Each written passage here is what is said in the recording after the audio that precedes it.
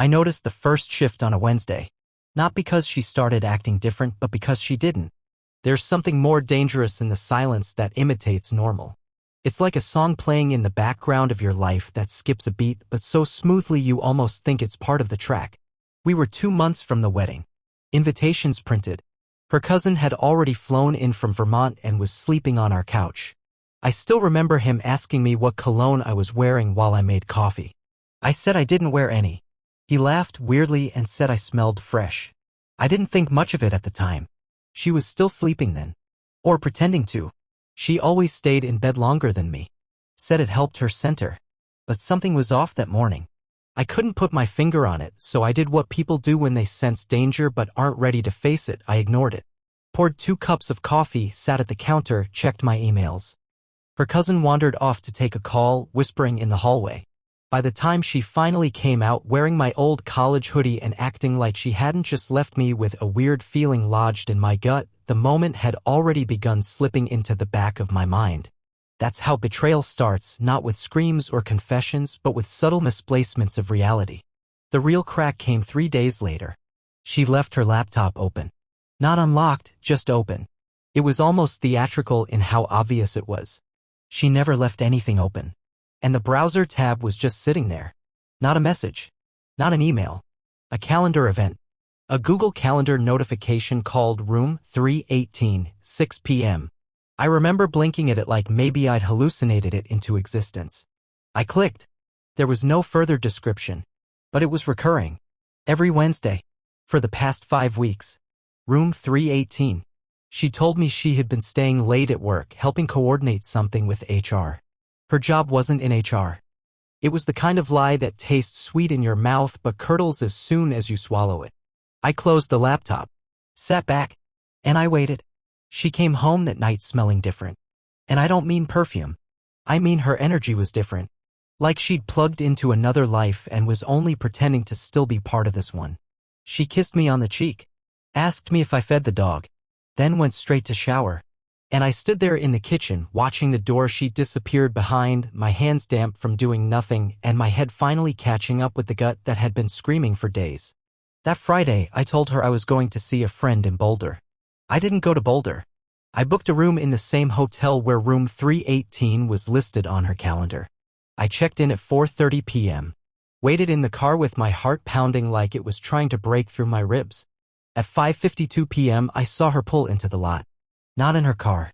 In someone else's. A dark gray SUV. Music playing loud enough to hear the bass. She got out laughing. That laugh was a knife. She was wearing the necklace I gave her last Christmas. The one she said she only wore on special days. He followed behind her. I didn't recognize him. He looked comfortable, familiar. The way you only walk next to someone when it's not new, when it's routine. They walked in together. She didn't even check in. Of course she didn't. She knew exactly where to go. Room 318. I waited exactly 11 minutes. Then I walked in after them. But I didn't knock. I did something else. And that moment, that choice, set everything in motion. I didn't go to the front desk. Didn't ask questions. I had already booked the room directly across from 318. Floor plan said it was a mirror image. I wanted to understand exactly what she saw when she opened the door. What she felt. How comfortable it all looked from the inside. It wasn't about catching her anymore. I already knew. I wanted to see what kind of man I'd have to become to look her in the eye and not break. So I waited. Not minutes, hours. Every footstep in the hall sounded like it could be them leaving. Every distant laugh made my stomach twist. I could have left. Could have walked out, gone home, and confronted her there like a sane person. But I didn't want sanity. I wanted truth. At 9:07 p.m. I heard the door to 318 open. 2 voices. Hers light, breathy, a version of her I hadn't heard in months. Then his, deeper than I expected. Confident. Too confident. That's when I realized something I hadn't dared to think.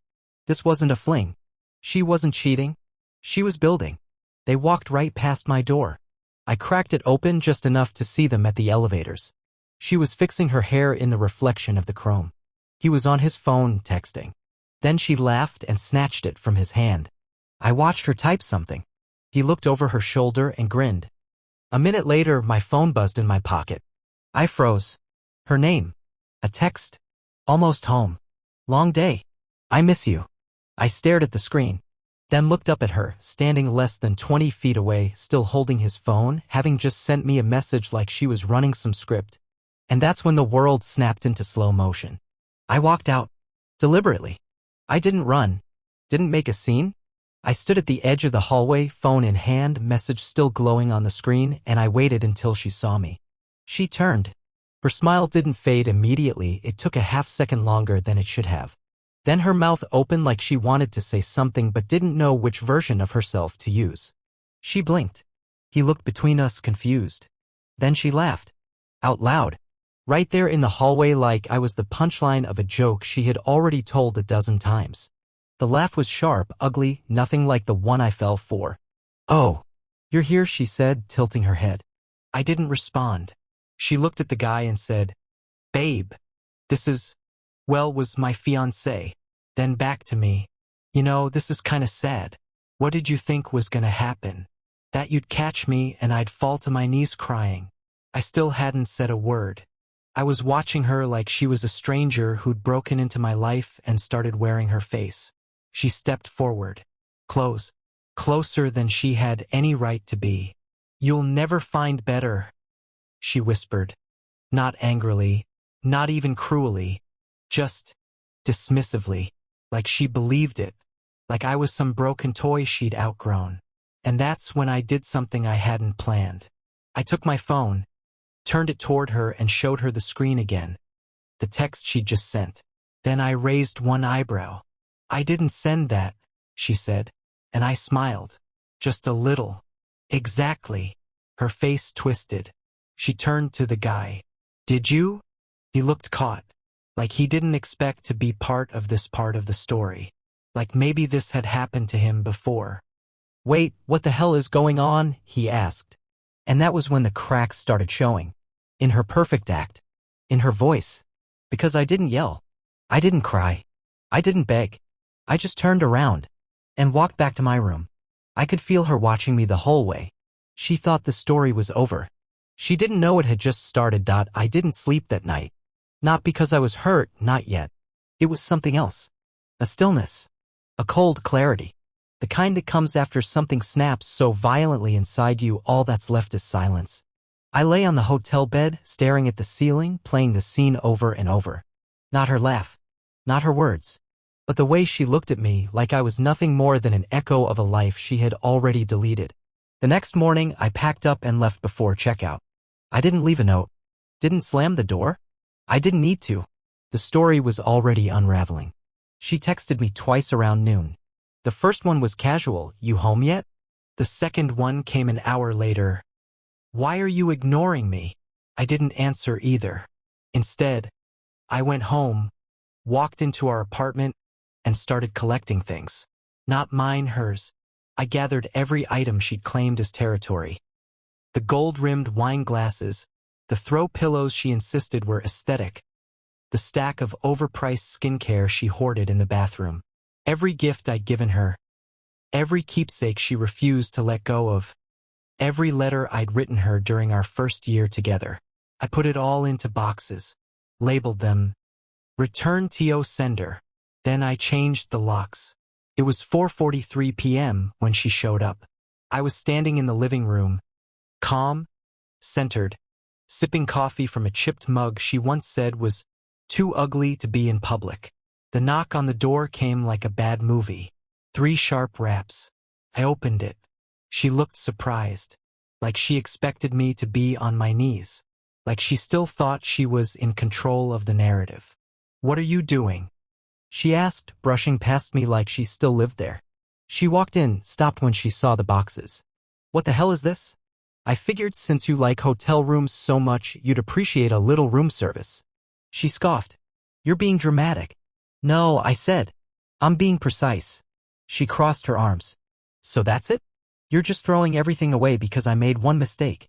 "One mistake," I repeated, not raising my voice, not even flinching. "Was it a mistake the first week? Or the second? Or when you started sending me fake texts while holding someone else's phone. Her lips pressed into a thin line. She didn't deny it. That was her thing. She didn't lie directly. She just dodged. Redirected. Okay, she said finally, so what? We weren't even married yet. It's not like I broke vows. That's your defense? No, she snapped. My defense is that I've been bored out of my mind for the last year, and you didn't even notice. You sit at that desk, coding, or whatever the hell you do, and I'm supposed to just sit here and wait for you to remember I exist. There it was. The confession. Not of cheating, but of resentment. The kind that rots in silence until it becomes venom. So you decided to blow up our entire life for attention? I decided to feel something again. I looked at her then, really looked at her. Not as the woman I once loved, but as someone who had carefully removed the pieces of me from her life and replaced them with convenience. Then I hope he makes you feel everything I can't, I said. She blinked. You don't mean that. I didn't. Until you laughed. That shut her up. For a second, she just stood there. Then, voice softer, she said, You know this isn't over. It is for me. She stepped closer. You're not going to find better. And she said it the same way she did in the hotel hallway. Like it was some eternal truth. Like it was a curse she could place on me with enough conviction. I nodded slowly. Maybe. But I'll find someone honest. She stared at me. For once, with no words. I opened the door. The boxes are yours. The lies too. She left without another word. But she didn't take the boxes. That part. That was interesting. The boxes stayed in the hallway for 2 days. I didn't move them. Didn't touch them. I figured if she wanted her life back so badly, she'd come for it. But she didn't. And by the 3rd day, I realized something strange. She hadn't left them there out of spite. She left them because they meant nothing to her anymore. All that sentiment, the gifts, the notes, the framed photos we once hung on our bedroom wall like pieces of a shared story. None of it mattered now. She had already detached. Her silence wasn't a cry for attention. It was indifference. But someone else wasn't indifferent. On the 4th day, I got a message request on Instagram from a name I didn't recognize. Profile photo of a landscape. No posts. Just one message. I think you and I need to talk. It's about her. I stared at it for 10 minutes. Then I replied. Who are you? The reply came fast. Someone she played before you. I'm not trying to start drama. I just think you should know what she does when people stop paying attention to her. I sent my number. 5 minutes later, I got a call. His voice was quiet. Cautious. Like he didn't know what version of me he was dealing with yet. He told me his name was Kyle. Said he met her 2 years before we got engaged. She told him she was figuring things out. That she wasn't ready for anything serious. They saw each other for 7 months. She made me feel like I was the only one who got her, he said. Let me guess, I said. She said you were different. He laughed, but there was no humor in it. Word for word. Then he dropped the bomb. She was still living with someone else when she met me. Said they were on a break. I didn't find out until months later. By then, she was already pulling away. Then she ghosted me completely. No closure. Just silence. I felt a strange mixture of recognition and shame. Like I was just one more copy in a long line of men who thought they'd discovered gold, not realizing we were all digging in the same grave.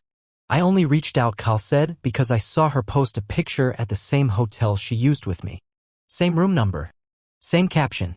Word for word. She recycles everything. Even her lies. I didn't speak for a while. Then I asked him for the caption. He didn't hesitate. Finally, somewhere I feel seen. I hung up and sat there in the dark, staring at the wall. She posted the picture the same night she texted me from that guy's phone. I hadn't even checked her profile since everything exploded. I'd unfollowed her on instinct, not out of pain, but survival. Now I looked. There it was. Photo of a blurred hotel mirror, her hand visible, phone in the corner, her ring off. Caption, finally somewhere I feel seen. Comments filled with fire emojis and heart-eyed replies from people who had no idea she was engaged 2 days before that photo was taken. But one comment stood out. It was from her cousin, the same one who called me fresh while making coffee in my kitchen. Glad you're back to your old self. Back. To her old self. That word sat on my tongue like poison. It meant this wasn't some new version of her. This was who she had always been. And I started realizing something that I hadn't let myself accept yet. I had been in love with a version of her that didn't exist. And that wasn't even the worst part. The worst part came the next day. Because she showed up at my office. Unannounced. Not alone.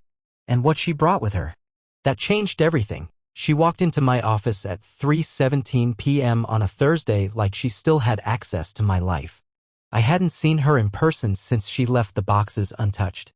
And now here she was, waltzing past the receptionist with a confidence that made my coworkers glance up, already assuming she was someone I still belonged to. She wasn't alone. She had a man with her. Not the hotel guy. A different one. Older. Clean-cut. Sharp suit, expensive watch. The kind of man who made people stand up straighter without knowing why. He didn't look at me like a rival. He looked at me like a problem he was here to solve. "Can we talk?" she said, as if nothing had happened. Like we were just picking up a conversation from last week. I didn't answer. I turned to the guy. He extended his hand. Raymond. Her legal counsel. My eyes moved back to her. Legal, what? She smiled like it was a game. I figured we should make this easier. I want the apartment. I laughed. Out loud. For real. And it wasn't bitter, it was stunned. You want my apartment? Our apartment, she corrected. We signed a lease together. Technically, we're both still on it. Technically, I said, you broke the part where we were building a life in it. She didn't blink. I don't want drama. I just want what's fair. I looked at Raymond. He said nothing. Just waited like he was used to women like her dragging him into their unfinished messes. You brought a lawyer to tell me you want to move back into the apartment you abandoned so you could repeat your old cheating patterns in a new zip code? Her expression didn't shift. It was unnerving, like she was playing out a role she'd rehearsed 100 times. Maybe she had. I think it's best we handle this civilly, Raymond finally said. No need to escalate. I stood. Slowly. Came around my desk. You're in my office. Demanding a home you walked out of, dragging another man's lawyer with you, and now you're telling me not to escalate. I turned to her. You lied to me. Laughed in my face. Mocked what we had. And now what? You want the couch too? The toaster? You want to sit in the same space you poisoned and pretend it never happened. She didn't look away. That was the worst part. There was no guilt. No regret. Just this cold efficiency. Like she was trying to win a negotiation she thought she had the upper hand in. Raymond cleared his throat. If you're unwilling to cooperate, I cut him off. She doesn't get the apartment. She opened her mouth, but I raised a hand. She doesn't get the apartment. She doesn't get the furniture. She doesn't get the dog. She doesn't get to step back into this life like it's a room she left something in. You made your choice, I said, looking directly at her. Now live with it. Somewhere else. She looked at me for a moment, then smiled. But this time it was different. It wasn't confidence. It was warning. This isn't over, she said again. Like she'd practiced those words in front of a mirror. But I didn't flinch. Not this time. It is for me. She left without another word. Raymond gave me a nod. Like he was silently apologizing for ever being pulled into this. And the moment they were gone, my phone buzzed. A text from an unknown number. I saw her at the hotel too. She did the same thing to me. I think we need to talk. Another one. There were more of us. She didn't just burn the house down. She built the fire from old furniture. His name was Daniel. He was the third. Or maybe the fourth. At this point, the count felt irrelevant. What mattered was the pattern. We met in a parking garage behind a Thai restaurant, his choice. Said it was quiet, neutral. I appreciated that. He looked exhausted. The kind of tired you don't fix with sleep. The kind that comes from trusting someone who carved their way into your heart and then hollowed it out from the inside. He showed me a photo on his phone before saying a word. Her.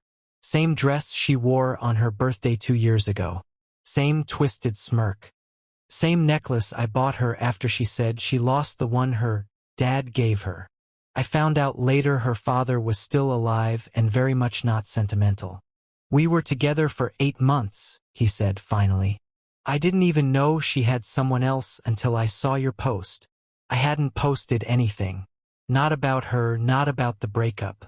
Just a single photo of the empty hallway where the boxes sat. Caption: some people leave quietly. Some leave echoes. He saw it through a mutual friend's story. That's how twisted this got.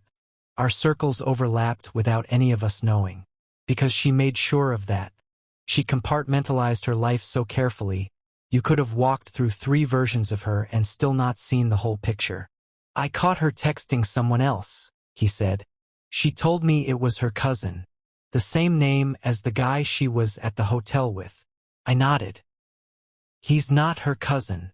We stared at each other for a second. And I felt this strange thing, this camaraderie forged in betrayal. Like war buddies who never saw the battlefield but still carried the same wounds. Daniel said, I talked to Kyle too. We compared dates. She overlapped all of us. All of us. He nodded. She was with me while she was living with you. She was with Kyle during her supposed self-growth period. And I'm pretty sure the hotel guy is still in the picture. That's when I said what had been clawing at the back of my mind. She doesn't cheat for thrill. She cheats for control. Daniel looked up. What do you mean? She doesn't just lie to avoid getting caught. She builds stories. Makes you feel special. Needed. Like you're some exception. But it's a loop. A rehearsed routine. And the moment she feels seen, really seen, she replaces you with someone new. He didn't argue. He pulled out a manila envelope. I didn't ask why he had it. He just handed it over. Inside were screenshots, emails, photos, and one printed message that hit harder than anything I'd seen. It was from a guy named Marcus. Another name, another number, another past. He wrote, she told me she wasn't in love with him anymore, that he didn't understand her, that he was cold. I listened. I believed her.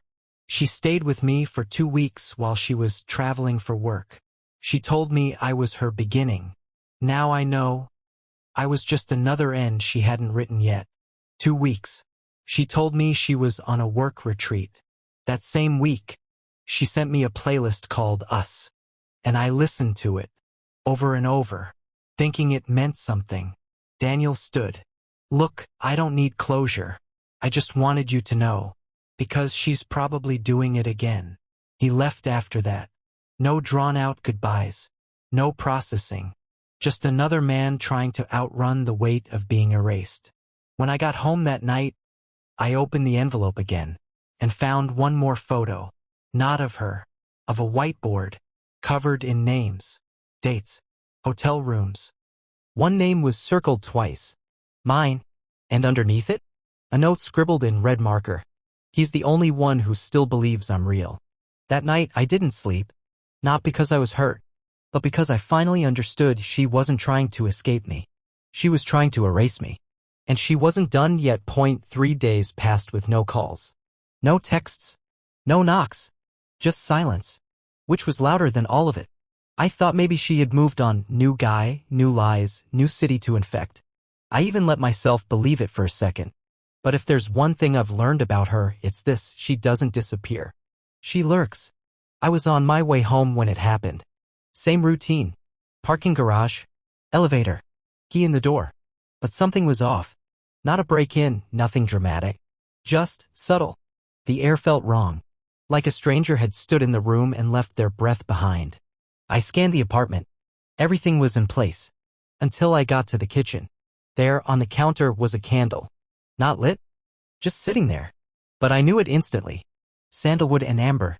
The one I bought for her when we first moved in. The one she claimed gave her headaches. I threw it out months ago. She had been inside. Not just dropped by. Stayed. Saturday. Waited. Maybe even watched. I checked the locks. Nothing tampered with. The windows still sealed. But there was no denying it. She had a key. I changed the locks after the hotel. I know I did. But this wasn't about logistics. This was about message. She wanted me to know she could walk into my world whenever she pleased. I called the building manager. He swore no one had accessed the master key. I called a locksmith. He came that night. New lock. New code. Steel deadbolt. But my sense of safety? Shattered. I didn't report it. Didn't call the cops. Because what could I say? My ex-fiancé might have broken into my apartment just to leave a candle she used to hate. They'd laugh. Or worse, they'd pity me. So I sat in that silence. And I waited. Then, the next morning, new message. From an unknown number. Did she ever call you by the wrong name? I stared at it. Then it came again. She called me yours. In bed. Said it like a prayer. I didn't reply. I just sat there. Hands shaking, stomach gone. And then the follow-up came. She said you were dead to her. But she couldn't stop talking like you were still watching her. I called Daniel. He didn't answer. I called Kyle. Voicemail. They were both gone. Profiles deleted. No traces. Like they had never existed. Or maybe like she made them disappear. And that's when it hit me. This wasn't about cheating. Not anymore. It wasn't even about control. This was a performance. And I was the audience she refused to lose. She was orchestrating the fall. And I had one choice left. Sit in the theater and keep watching, or burn the stage down. But before I could decide, something arrived in the mail. No return address. Just my name. Inside, a USB drive. And a note. You wanted the truth? Watch what you missed. I didn't plug it in right away.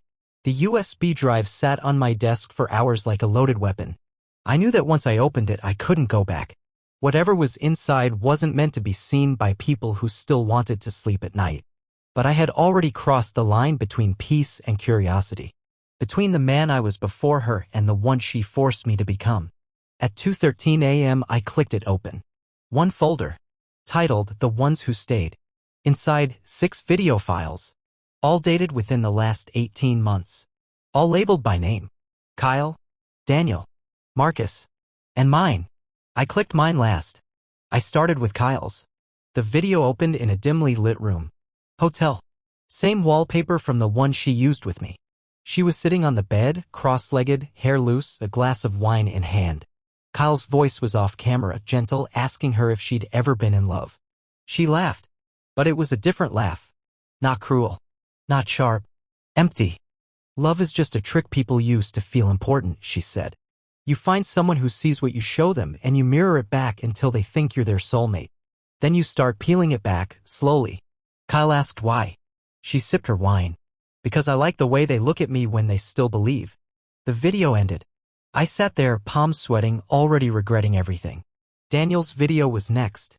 She was standing by a window this time, arms folded, staring out at the city. He asked her if she ever thought about settling down. She didn't turn around. I settle in pieces, she said. I give just enough to make them feel safe. Then I leave something behind. A hoodie.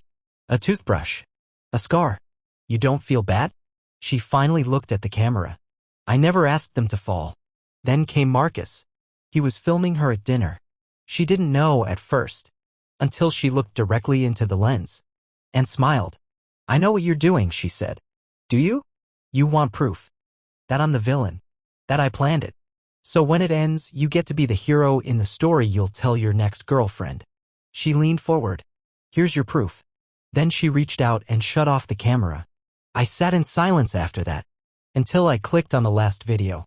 My name. I expected surveillance. A grainy moment. A slip-up. Instead, it was her. Facing the camera directly. No makeup. No background noise. Just her. In total stillness. Hi, she said. Calm. Measured. Like she rehearsed every word. If you're watching this, it means you went looking. I hoped you wouldn't. I really did. She blinked slowly, then continued. But you never could let things go, could you? That's what I loved about you. And what made you dangerous? She leaned forward slightly. I never meant to keep you. That was the accident. You were supposed to be temporary. Like the others. But then you looked too long. You noticed things. You asked real questions. You saw through the mask and didn't run. A pause. And that made you a threat. My throat dried. She smiled. I made sure you'd leave on your own. You needed to be the one to walk out. Because if I pushed you too far, you'd break me. And I couldn't risk that. She looked off camera for a second. Then whispered something I had to replay 3 times to hear. He's still watching me. He always will. Then the screen went black. No ending. No date. Just silence. I sat in the dark for what felt like hours. The glow from the monitor burned into my skin, because I finally realized something that froze me in place. She didn't just manipulate us. She documented it. Like trophies. Like evidence. I backed up the drive twice. Once to an encrypted cloud folder. Once to a hard drive I stored in a fireproof lockbox. This wasn't paranoia. This was war prep. She made her mistake by sending me the footage. Maybe it was ego, maybe it was control, some twisted need to leave me dangling with the illusion of power while she still held the strings. But she gave me the one thing she never meant to, proof. Proof that she wasn't reckless. She was systematic. I didn't go to the police. There was no crime technically. But I started making calls. Discreet ones. A private investigator. A friend in data security. And a journalist I once helped fix a back-end breach for, who now owed me more than a favor. Send me everything, she said. But be prepared. If this goes live, it won't just expose her. It'll expose you too. I already knew that. Every word she said on those tapes, every look, every whisper, it was laced with things she knew would gut me if I ever heard them. And I did. And they did. But I was past pride. This wasn't about healing anymore. This was about light. So I started recording my own video. Not scripted. Not polished. Just truth. I spoke directly into the camera and I told our story. No embellishments. Just facts. The timeline. The lies. The other men. The footage. The candle. The moment I watched the woman I loved deconstruct me like a project she got bored with. I ended it with this: you said I'd never find better. Maybe I won't. But I'll never find worse. And now? Neither will you. Because this mask you wear, it's cracking. And I'm not the only one watching anymore. I sent it to the journalist. She took one look at it and said, "We're publishing." But here's the twist. We didn't go the headline route. No splashy expose. No smear piece. We uploaded it to a private link. Send it to every man we could find who had a trace of her in their history. Photos. Posts. Tags. Within 48 hours, 8 more men replied. 8. Different cities. Different years. Same woman. Same method. And one of them, he was married. She knew it. She used it. Blackmailed him for months. The footage? He had some of his own. And he gave it to us. It was her bragging. Laughing. You know what the trick is? They don't break when you leave. They break when they realize they were never in the relationship they thought they were. That video went viral in a closed group of over 1,000 members, most of them men who had been targeted by women like her. Not just cheaters. Constructors. People who build illusions so meticulously, by the time they collapse, you're too deep inside to find the exit. We called her the architect. And suddenly, she wasn't the one watching anymore. We were. The last message I got before the week ended came from a number I didn't recognize. No name. No threat. Just 2 words: "You filmed back." That's when I knew she saw it. She waited 2 weeks before making her next move. I kept expecting something explosive. A cease and desist. A carefully constructed denial. Some emotional post about how she was the real victim. Instead, she did what she did best. She vanished. Phone disconnected. Socials wiped clean. Mutual friends? Ghosted. She evaporated from the internet like she'd never existed, just a shadow burned onto our timelines. But the problem with shadows? They only appear when light is cast on something real. The video link got shared, quietly, through private groups, forums, encrypted DMs. Every man who had been gaslit, erased, reprogrammed, found pieces of themselves in our footage. It spread because it wasn't drama. It was documentation. One of the men, the married one, filed charges. Not for the affair. For the blackmail. It opened a door. And through that door, her past came crashing in. Someone found her real name. Not the one she gave me. Not the ones she used with Kyle, Marcus, Daniel, or anyone else. Her real name. Turns out she changed it 3 years ago. To escape a restraining order filed in another state. Filed by a woman. The sister of a man she'd once been engaged to. He'd taken his own life. The report was vague. No direct cause. No accusations. Just patterns. Behavior. A spiral of psychological dissection that mirrored everything I now understood. We weren't her victims. We were her materials. And she was an artist. One who sculpted versions of herself out of our love, then smashed them when the shape didn't please her anymore. I kept expecting closure. Expecting the sting to fade. It didn't. Not really. But something better happened. I got distance. I moved out of that apartment. Not because I was afraid of her, but because the walls remembered things I no longer wanted to live with. I started rebuilding. Not just my routines. My mind. I unlearned the instincts she'd left me with, the second-guessing, the hesitations, the way I flinched when someone said they just wanted to talk. And then, a full year after she laughed in my face and said, "You'll never find better," I was standing at a coffee shop counter when the barista asked my name. And I gave it. Without wait. Without her. I sat down, opened a book, and for the first time in months, I didn't check my phone. I wasn't waiting for the next message. I wasn't waiting for the next hit. I was just existing. That's what she never understood. She thought love was a game. But healing? That's a rebellion. And here's my advice to anyone who's been where I was. When someone shows you a fantasy, don't chase it. Observe it. And when they start rewriting the story to erase you, pick up the pen. Write your version. And never ever stop filming.